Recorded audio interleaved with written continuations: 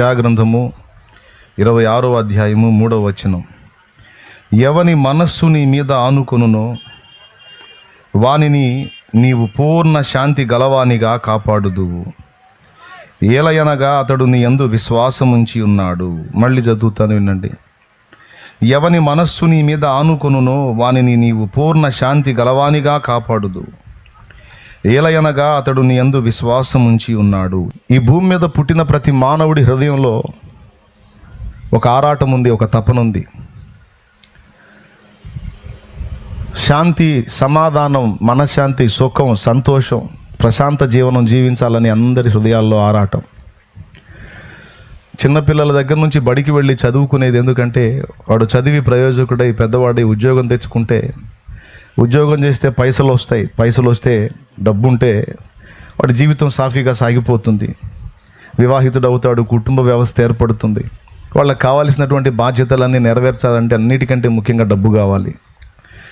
కాబట్టి డబ్బు ఒక్కటి ఉంటే అన్ని విధాల మనిషి ప్రశాంతంగా బ్రతుకుతాడు అన్న ఆరాటంతో చిన్ననాటి నుంచి పిల్లల్ని చదువులకు పంపించేది. ఎందుకంటే వాడు పెద్దవాడై ఏదో ఒక ప్రయోజకుడై డబ్బు సంపాదించేవాడు కావాలి, వాడు తనంతట తానుగా బ్రతకగలగాలి అని. పొద్దున్న లేస్తే సాయంత్రం దాకా చాకిరీకి వెళ్ళే కారణం కూడా అదే. మనం డబ్బు సంపాదించాలి, ఆ డబ్బు ద్వారా మనకు కావలసిన వనరులు సమకూర్చుకోవాలి, ప్రశాంతంగా బ్రతకాలి అని. ఎవరు ఈ భూమి మీద ఏ విధంగా ప్రయాసపడినా అందరి ప్రయాస, అందరి తపన ఒకటే, డబ్బు, డబ్బు, డబ్బు. ధనమూలమిదం జగత్ అన్నాడు ఒక ఆయన. అలాగే ఇంకొక మొరటు సామెత ఏంటంటే,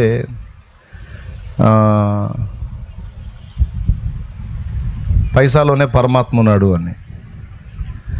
అలాగే పైసలు ఉంటే కొండ మీద కోతి కూడా దిగొచ్చిద్ది అని. ఇట్లా అనేక సామెతలు ఉన్నాయి. అలాగే డబ్బు లేనివాడు డుబ్బుకు పనికిరాడు అని, దుబ్బుకు పనికిరాడు, రకరకాల సామెతలు. అందరి దృష్టి కూడా డబ్బు, అది ఉండాలి మనకి, అది లేకపోతే మనకు కష్టం, మనం కూడా సాగించలేం. కాబట్టి అది కావాలని అందరూ ధనముని కేంద్రంగా చేసుకొని జీవితాన్ని జీవిస్తూ ఉంటారు భూమి మీద మనుషులు. నిజమే, కొంతవరకు అది వాస్తవమే.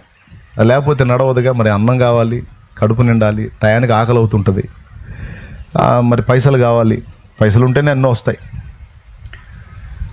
అయితే డబ్బుంటే అన్నీ జరుగుతాయి, డబ్బుంటే అన్నీ వస్తాయి, డబ్బుంటే అంతా సరిపోతుంది, మనకి అదే కావాలని ఆరాటపడే మనిషికి విస్తారమైన డబ్బులు వచ్చిన తర్వాత ఎందుకు